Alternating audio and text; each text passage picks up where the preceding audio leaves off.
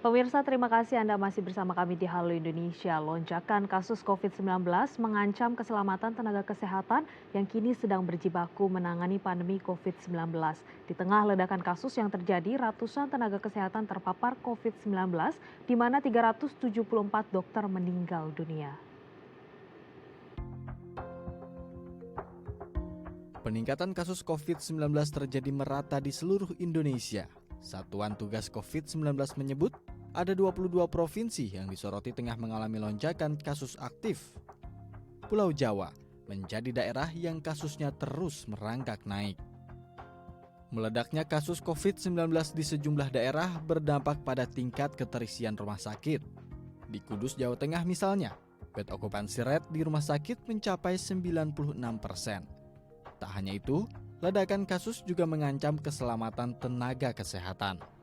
Pada pekan lalu, Satgas COVID-19 mengungkapkan sebanyak 189 tenaga kesehatan di Kudus, Jawa Tengah terpapar COVID-19.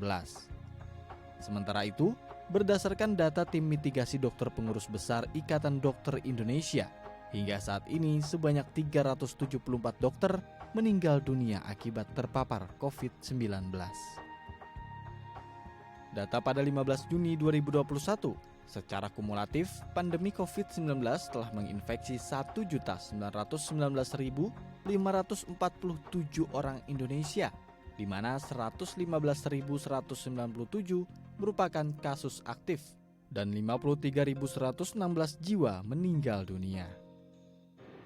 Untuk membahas lebih lanjut tentang mitigasi lonjakan kasus COVID-19 dan bagaimana kondisi tenaga kesehatan saat ini dalam menghadapi meningkatnya kasus harian positif COVID-19, kita akan berbincang bersama Dr. Adib Humaydi selaku Ketua terpilih PBID dan Ketua Tim Mitigasi Dokter PBID. Selamat pagi, Dr. Adib.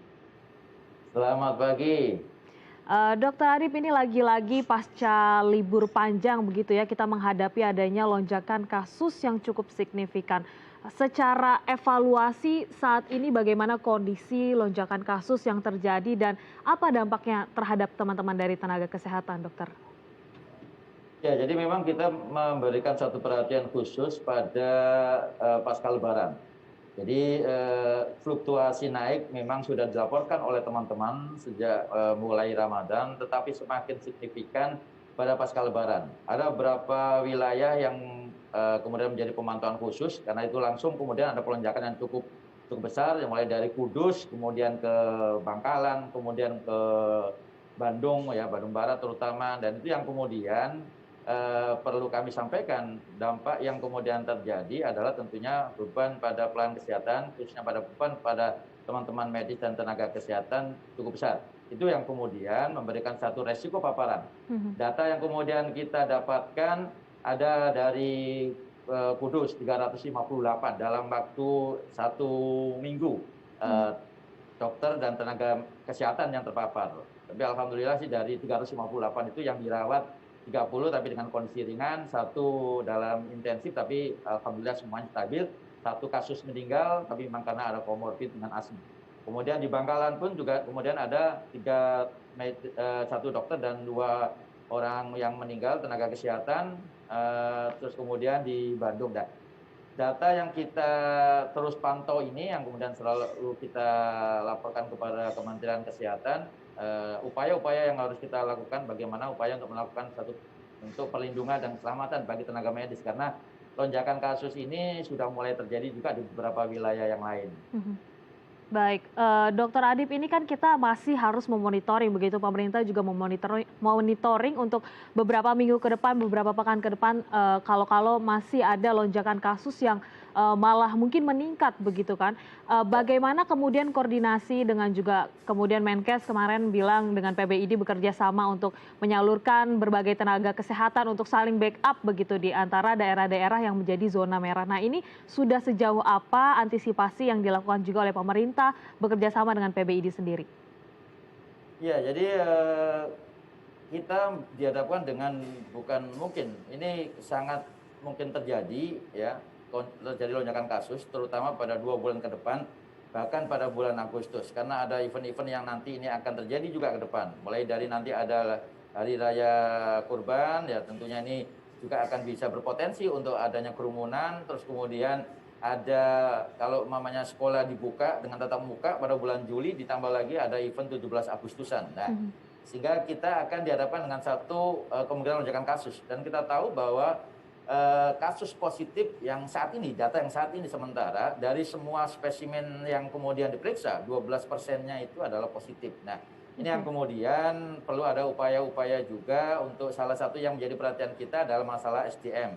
Nah, SDM ini kita bicarakan tidak hanya sekedar, kami selalu sampaikan, tidak hanya sekedar kemudian fasilitas kesehatannya ditambah Mhm. tempat tidur. Karena kalau kita perhitungan tempat tidur saja tanpa kita menghitung kemampuan SDM, maka ini sesuatu kondisi yang sangat fatal buat para teman-teman medis dan tenaga kesehatan, karena mereka akan dihadapkan dengan kemungkinan dia harus jam kerjanya ditambah dan sebagainya. Itu yang saya kira jangan sampai terjadi. Sehingga upaya yang kemudian kita lakukan dalam koordinasi, ada beberapa strategi yang harus kita lakukan. Satu, substitusi. Substitusi artinya apa? Contoh kasus pada di Kudus, ada 358. Mereka harus Mhm. isolasi mandiri. Berarti harus ada substitusi untuk mengganti. Baik itu yang ada di Puskesmas, baik itu ada yang untuk teman-teman dokter spesialis. Kita sudah koordinasi dengan baik itu secara internal, juga akhirnya kita membuat relawan, ya. Ada, alhamdulillah, ada adik-adik kita yang siap untuk menjadi relawan di Kudus pada saat itu, kemudian disupport juga oleh teman-teman spesialis, ya, karena teman-teman spesialis ini juga ada teman spesialis baru yang kemudian ditempatkan untuk beberapa waktu untuk bisa membantu di daerah-daerah tersebut. Tapi koordinasi ini sekali lagi ini tentunya butuh upaya-upaya juga nanti kita sampaikan kepada Kementerian Kesehatan, karena apa?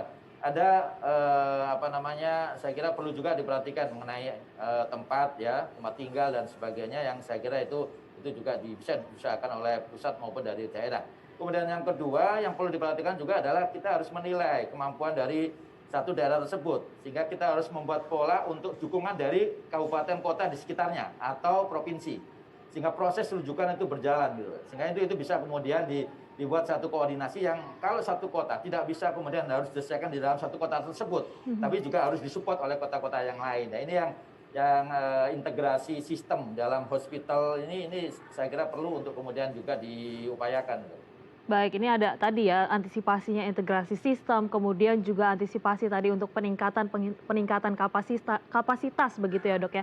Namun ini perlu dikonfirmasi nih, Dokter Adip, apakah benar memang adanya paparan juga yang mengancam tenaga kesehatan ini juga berlaku karena ada varian baru corona begitu, seperti yang ada di Kudus maupun Bangkalan. Apakah hal tersebut menjadi juga hal yang dihadapi oleh tenaga kesehatan saat ini? Ya, betul. Jadi memang kita sudah mendapatkan laporan beberapa daerah, Kudus, ya, kemudian Bangkalan dan Jakarta, itu kemudian ada varian, terutama adalah varian yang paling besar adalah varian Delta. Nah, kita tidak menyebut negara, ya, karena varian Delta itu adalah varian yang memang bersumber dari India, tapi kita sebut sekarang adalah varian Delta. Nah, di dalam varian Delta ini yang kemudian kalau kita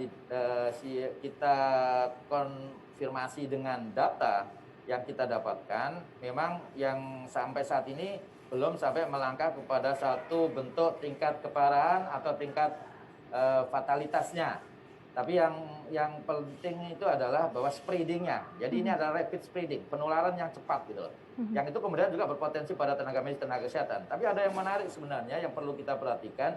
Ini contoh kasus di Kudus. Dari 358 tenaga Mhm. medis, tenaga kesehatan yang terpapar, lebih dari 100%, kalau kita sebut di Kudus itu lebih dari 100% nakes sudah divaksinasi. Tapi alhamdulillah mereka, ya, dengan ada temuan varian Delta, kemudian mereka yang dirawat ada 30 tapi dengan kondisi ringan dan sebagian besar adalah isolasi mandiri. Ini menjadikan satu gambaran memang apakah, ya, ini mungkin perlu ada penelitian lebih lanjut. Apakah ini vaksinasi juga sangat berperan untuk kemudian kita mengurangi resiko tingkat keparahan dari varian-varian baru ini.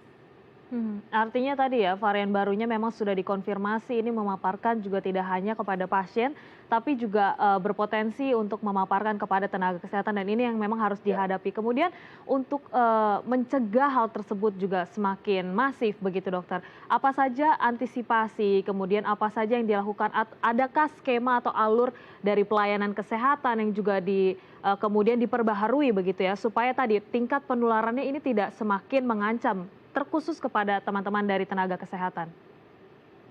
Ya, kami dari awal kita sudah berusaha untuk membuat satu buku pedoman. Jadi kita sudah ada sampai revisi kedua tentang buku standar pedoman perlindungan dokter. Yang itu juga bisa menjadi satu rujukan untuk tenaga kesehatan yang lain.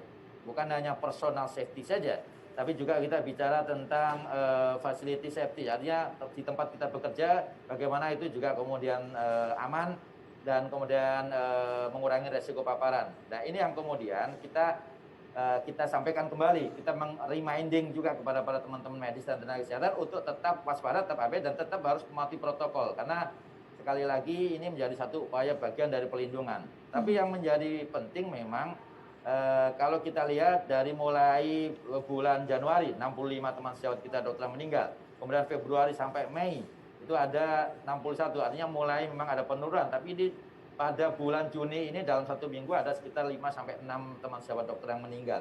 Nah, ini menjadi satu perhatian, ada kemungkinan lonjakan kasus yang ini kami ingatkan untuk para dokter, para tenaga kesehatan untuk tetap waspada, untuk kemudian termasuk juga menjaga kesehatan, pola istirahatnya juga harus diperhatikan, pola jam kerja harus diperhatikan, sehingga kami juga ingin mengingatkan pada semua fasilitas kesehatan, pemerintah pusat dan pemerintah daerah untuk jam kerja para teman-teman ini juga diperhatikan supaya jangan sampai nanti mereka terbebani dengan jam kerja yang kemudian menimbulkan resiko juga kepada mereka. Baik, baik Dokter Adip, usai jeda nanti kita akan membahas lebih lanjut lagi bagaimana ini perlindungan terhadap teman-teman tenaga medis. Dan pemirsa jangan kemana-mana, usai jeda kita akan kembali lagi tetap bersama kami di Halo Indonesia.